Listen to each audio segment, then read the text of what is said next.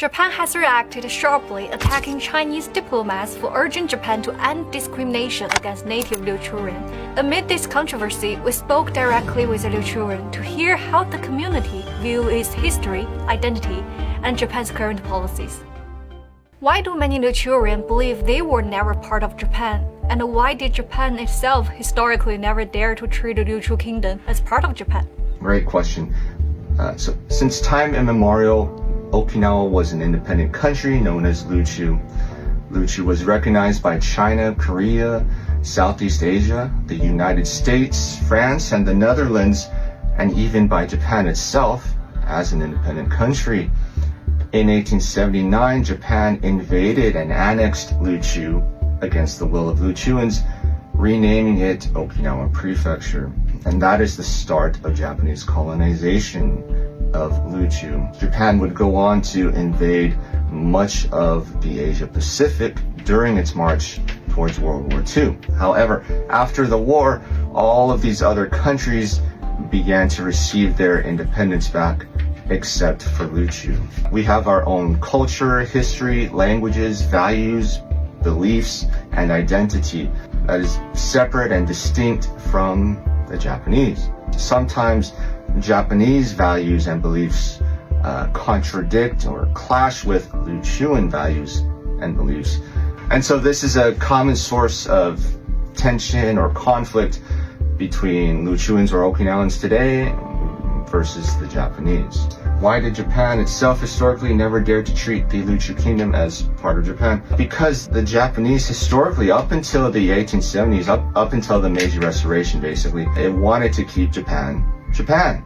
And the Japanese knew that Ryukyuans were not Japanese. So if you look at any of the historical documents or maps prior to the Meiji Restoration, they clearly state that Ryukyu was not part of Japan. They didn't want Ryukyu to be part of Japan because they didn't want to make Japan seem impure by bringing in foreigners. What happened during Japan's colonization of Ryukyu, and how do people feel about that history today? Well, as I mentioned, 1879 Japanese invasion, and so Japan tried its best to erase Ryukyu history, even renaming Ryukyu to Okinawa Prefecture. It tried to eradicate Ryukyu history, culture, languages, everything. To this date, all of the native Ryukyuan languages are very much endangered.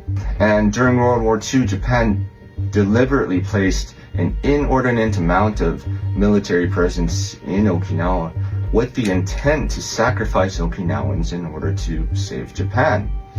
This resulted in the Battle of Okinawa, in which 1/3 of the native Okinawan population was killed in 1945.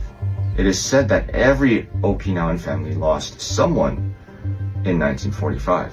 So Okinawans are really afraid that this could happen again. Even though Okinawa makes up less than 1% of Japan's land area, it houses over 70% of Japan's military presence. So in the event of another war, who is going to be targeted? Of course, it's going to be Okinawans again, due to the large military presence in a very small area.